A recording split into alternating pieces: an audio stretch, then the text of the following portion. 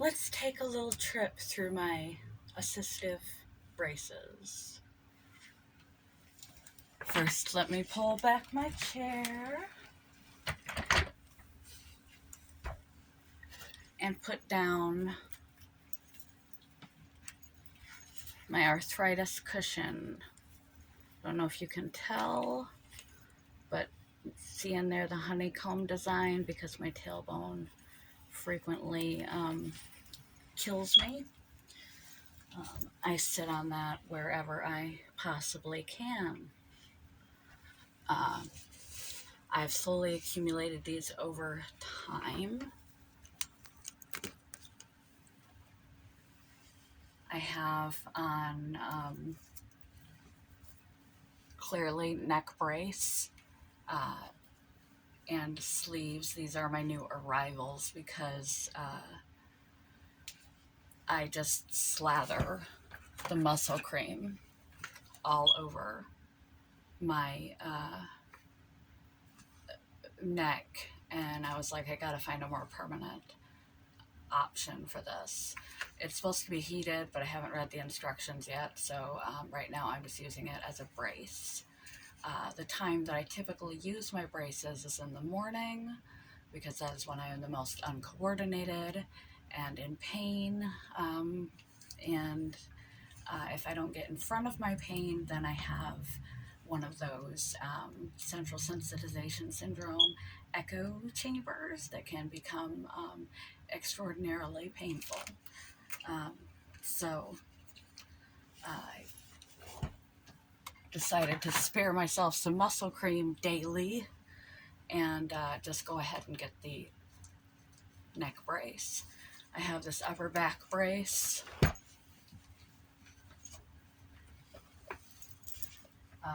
It's for posture actually, but I have terrible posture. But there isn't very many options for an upper back brace. Now, if you have arthritis, what an upper back brace is going to do, even the lower back brace, because it's typically my low spine and my tailbone that hurt. So I like to get them cradled. What a back brace is going to do is take the stress off of the muscles that are supporting the skeleton and joints, not really support the joints themselves.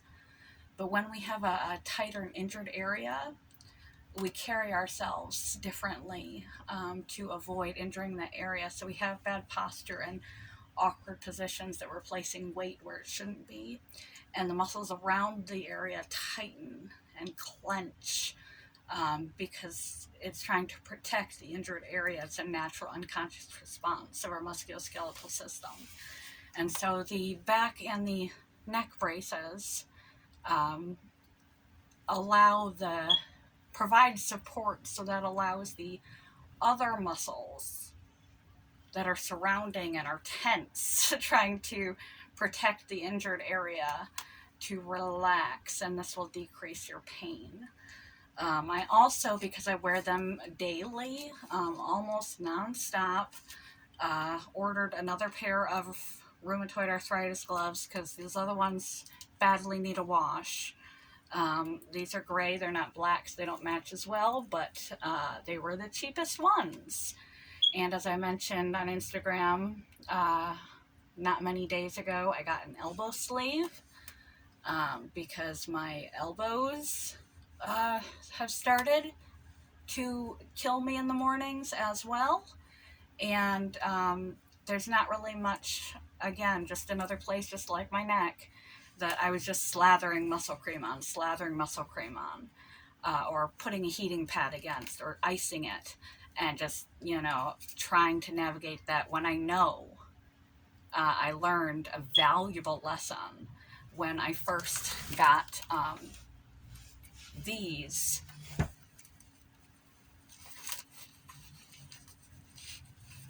compression tights back out from when I had postural orthostatic tachycardia and put them on. When I first learned compression can help with arthritis pain immensely. And I put on my old POTS compression hosiery, and the pain in my legs went down dramatically. Um, they go, the kind that I have are open toe, open heel, because I will sleep in them at times. It is okay to sleep from time to time in your compression hosiery. Same with your gloves. It won't do anything, and it may in fact decrease morning pain if you sleep in them. Of course, you want to allow yourself some free circulation from time to time, but so don't wear them constantly. But as long as they're low grade compression, there's typically no harm in wearing your compression clothing more often than not. But the pain decrease in my legs has been phenomenal. So I bought a nude pair because it's almost summer, and I won't be wanting to wear the black ones all the time. Plus, I wore the other ones so much; they're so effective that there's already rips and tears in them because I have worn them for months just wash and rewear, wash and rewear, wash. And it's like I need more than one pair. So I bought one more black pair and one nude pair so that I can wear them during the summer. And it'll just look like my legs. And I like to keep the open toe because sleeping in them, they are compression, so they'll be really tight on your toes. And I've been woken up at night because I had another pair that were closed-toed and the tights were too tight, and the pain of them squishing my toes actually woke me up. And we all don't need disruption from our sleep. I have hypersomnia, so I sleep like a rock, but most people with chronic illness, due to pain, insomnia, and a bunch of other issues, have difficulty getting a good night's sleep. So you don't want your compression hosiery to relieve your pain at night and in the morning and then causing you pain that wakes you up. And I also have fallen arches and chronic tendonitis in my feet from injury from back when I had an eating disorder. I used to walk too much in just cheapo shoes, and I permanently injured my feet. And so I had to go to physical therapy for that, and they strap like those old stretch pants with the little thing on the bottom. And so it actually helps pull my arches up at night too, which is effective. That is what this is. This, I don't know what to call them. I still never looked them up online, but just look up arch supports or plantar fasciitis. That is what I originally had before I permanently destroyed myself. And they have part that goes over the top, and then they have a bubble on each side made of foam. And that goes right under the arch of your foot to help hold your arches up, and it greatly diminishes morning foot pain. Along with that, I also have my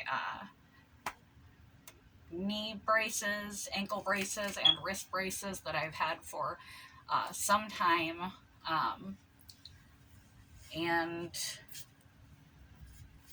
this brace I've had for some time as well. Always have my hair up in the morning because it's so sensitive, and now that I have a central sensitization syndrome, which is like a pain echo chamber in your brain, the original pain can be so high. Have you ever been in so much pain that somebody touches you, you're just like, wah! You just, or you're so nauseated that if you even look at an image of something nauseating, like someone puking, you'd puke, or picking their nose, you'd puke. You're just so overstimulated with pain that any sensation, like someone about to have a migraine, bright lights, strong smells, all the same things that can trigger a migraine. So stimulation has to be low, and avoidance of all extra sensation, and the rubbing of my hair across my face can be stimulating enough that it starts out like a little annoyance, and then it feels much rougher, and much rougher, and it can begin to feel like pain. And that can go as bad some days as allodynia, which is when non-painful stimuli, like your hair brushing your face, feels like pain, full-on pain, severe pain, and it's a non-painful stimuli. But right now, typically I don't have, especially now that I've got better medication than I started with, I typically don't have allodynia. I typically have hyperalgesia, which is like a step down from that, which is where like a painful stimuli, a pinch, that would be minorly painful, is felt much more severely than it actually is. Your brain is interpreting it like speakers cranked way up. It is a central nervous system disorder, a problem with your brain centers in your brain interpreting what would be a small pain as an extreme pain. And so if you have extreme pain, that's curl on the floor, fetal position, crying pain.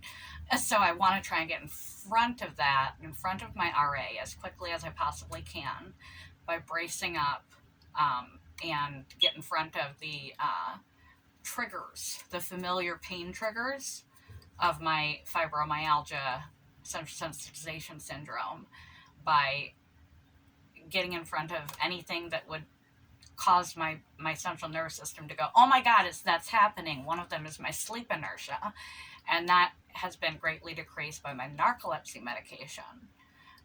Although I'm at lower than the lowest starting dose because they don't want to trigger my mania for my bipolar. So I'm hoping that now that I've been on it and I've been fine, that they will bump me up to the typical starting dose, so that if I can get in front of the rheumatoid arthritis pain fast enough and past the sleep inertia, sleep drunkenness from idiopathic hypersomnia, which is similar to narcolepsy but not narcolepsy, fast enough, then I will not have the echo chamber of amped up pain sensation. So the hair goes up, the braces go on from head to toe, low back, upper back,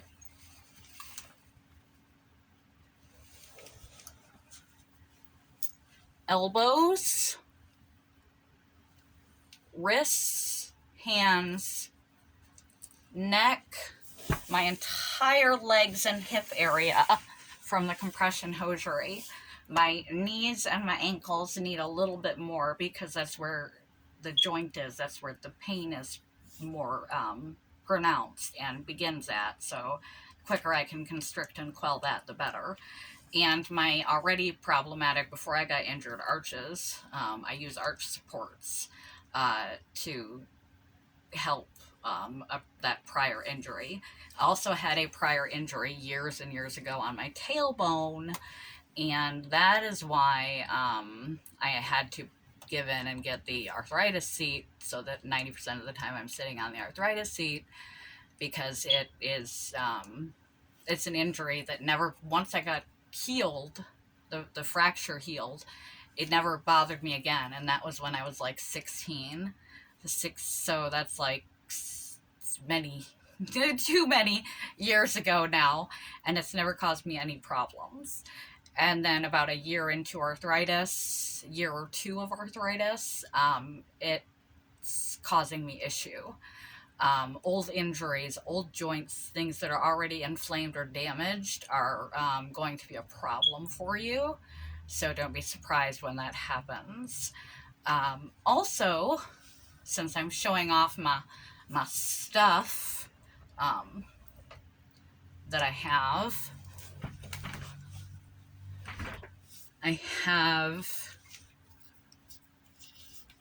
these bracelets. I have some more to give away. I have yet to find an appropriate place to give them away to. This is fibromyalgia Central nervous system pain disorder. People often don't think that it is fibromyalgia. It's a somatic disorder. It is not. It is a central nervous system disorder. It is a central sensitization syndrome that can happen with many medical pain conditions. It is actually the most common central sensitization syndrome. So right now my classification is fibromyalgia, but I put it that way so that people would more understand. I made these bracelets. This one is because there's nothing for ME. CFS ME, there's no awareness apparel, there's no pins, button, there's no awareness. And there's a lot of misconceptions. So I made this one too. These are both bracelets that I had made, commissioned, and ordered. It says myalgic encephalomyelitis, cellular energy depletion disease. There's a lot to ME/CFS, and I wanted to be the most comprehensive that I could be to explain the disorder to those who don't understand in as short a sentence as possible. So cellular energy depletion disease was the best synopsis I could come across. This one I probably will make more of, as I only have one. It has my April, my birth month on it. It says brave, invisible, I am invisible illness, invincible, and strong on it. And I am wearing this.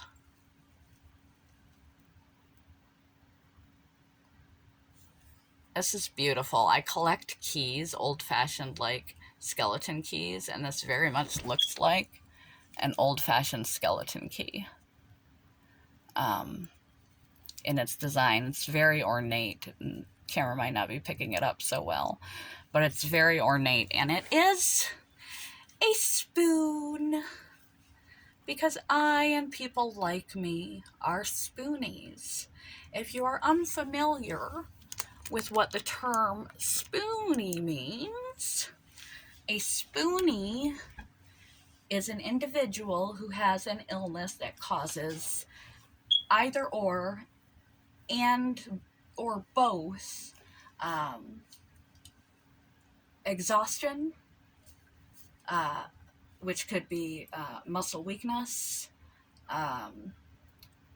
lack of endurance, feeling run down all the time, and or sleepy tired.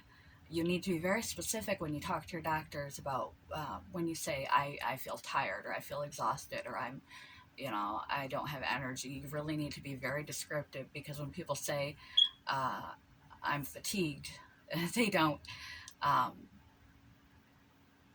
know what you mean, and it can mean many things, be a symptom of many things. So you need to be very specific about your fatigue when you go and talk with the doctors. That's one of the reasons why they changed the name of chronic fatigue syndrome to myalgic encephalomyelitis, because for one, they found documentable medical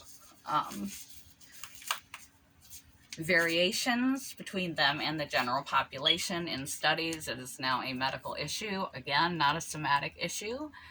And that's why they changed it to myalgic encephalomyelitis, because it's inflammation of the brain and spinal cord.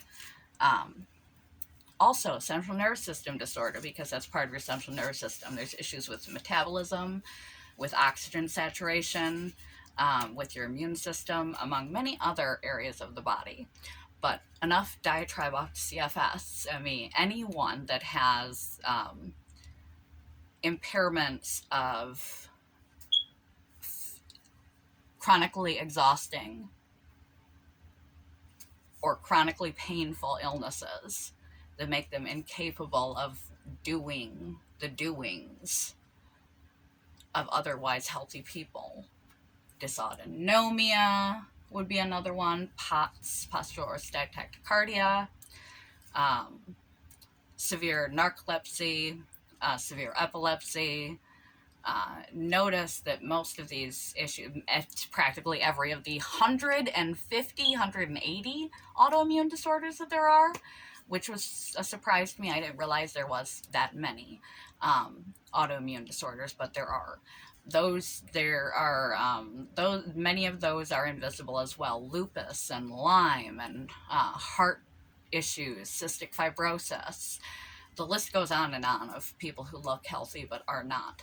So it's also important to note, PSA, if you're in public and you see somebody who can kind of walk around, get up, stand up, walk, and then they also have a wheelchair or one of those strollers, and they stop and sit down, or they wheel themselves and you see them get up, there's a lot of different disabilities that people are semi-mobile, and they can't be, they can get a lot more out of life and access a lot more in life with a mobility aid, even a wheelchair. And so it's not that everyone in a wheelchair can't walk. They may not be able to walk far. They may not be able to stand long. They might have a heart condition. They might have dysautonomia. They might have syncope, which is fainting. The list goes on and on.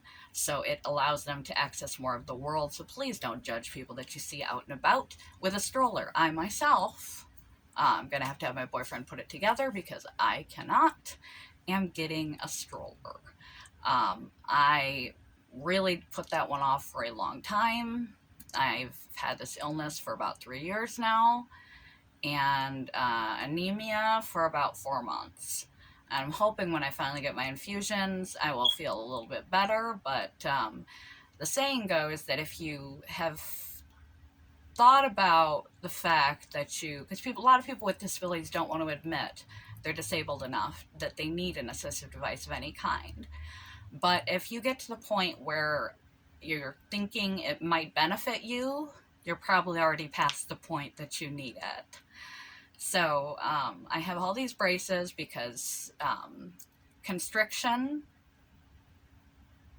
bracing and constriction, despite what you would think, encourages and increases blood flow, oxygen, healing, and in so doing limits inflammation and swelling and pain in the areas that you use compression garments for. Not really fitting for fibromyalgia because once you get past that point and you become touch sensitive to pain, you need like the loosest, softest clothing possible so you're not constricted or nothing is touching your skin, because when you reach allodynia, the mere feeling of clothing on your skin can feel like pain. I have shown this, but not here. I have a variety of massagers too, but we won't pull those out. I use those for pain as well.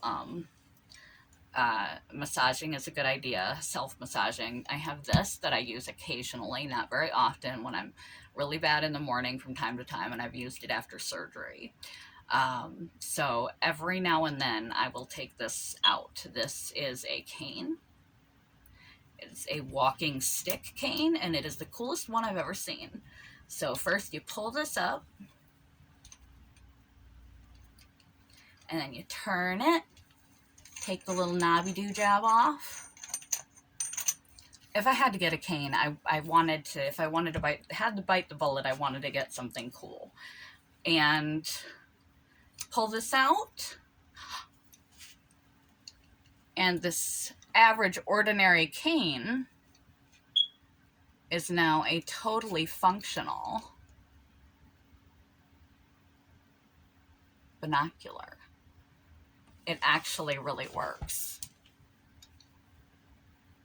You can see my big fat eye in there. So, and if you wanted to, you could collapse it down and put the cap back on if you feel more stable.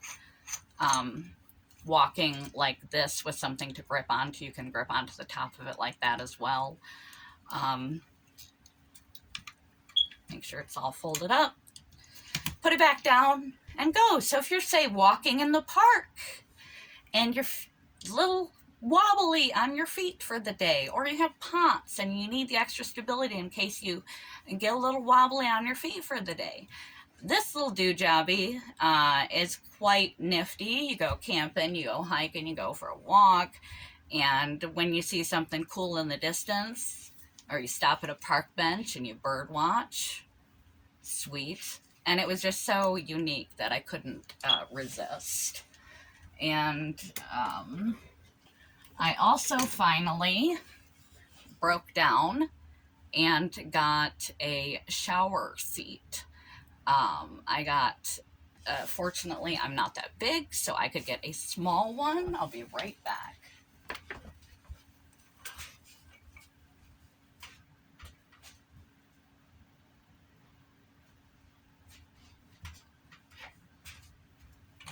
Because they are damn expensive. I got this, and yes, is actually waterproof and is a shower seat.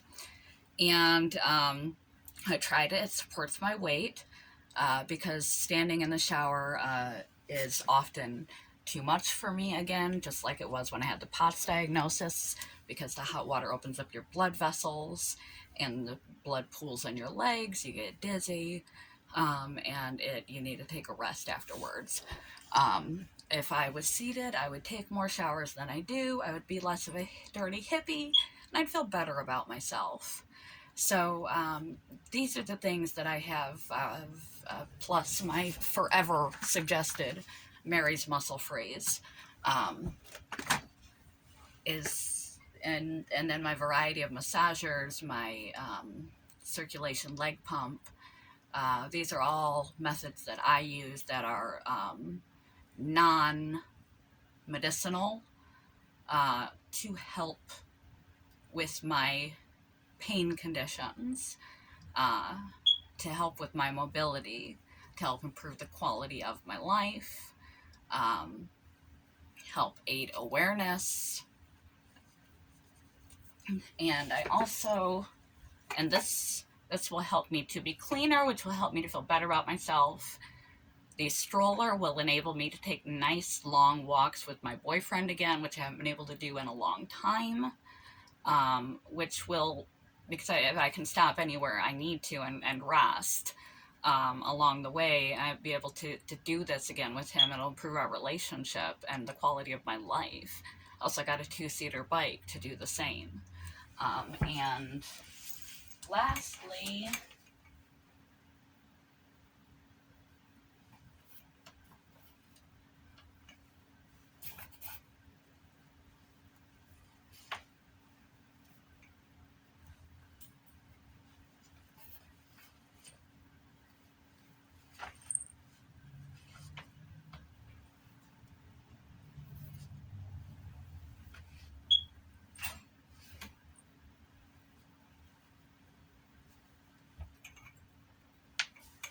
oh, it was right here the whole time. Lastly is this. I made this again, just like I made the bracelets, because there is no such thing as myalgic encephalomyelitis awareness apparel. Even though it's a classified medical disorder, provable with diagnostics, there's nothing, you can get nothing. So I made a support hoodie. I would like to be able to spread them far and wide, but I don't know enough about sales to do so. This talks about symptoms and management. This is a symptom list. This is courage and hope, and a shout out. And this is awareness apparel that I created. Awareness apparel, all my braces. And when I wear things like this, if I just put the hoodie and sweats over, nobody knows. I have to take my neck brace off, of course, that I'm braced up. I typically am only braced up in the morning. And then muscle freeze where I can't brace. And it eases up as the day goes on and then comes back right before bed. Pain management. And life improving aids. That's what it is. It is what it is. I think that's all I gotta say for now. Peace.